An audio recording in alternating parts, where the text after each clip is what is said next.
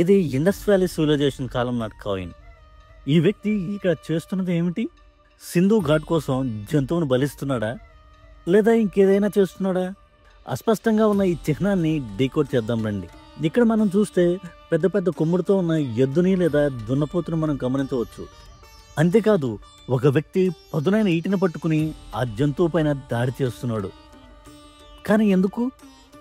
దీనికి సమాధానం ఇక్కడ పక్కన మనం గమనించవచ్చు. ఇక్కడ ఒక వ్యక్తి తలపైన కొమ్ములతో బందాసనం వేసుకుని కూర్చుని ఉన్నాడు.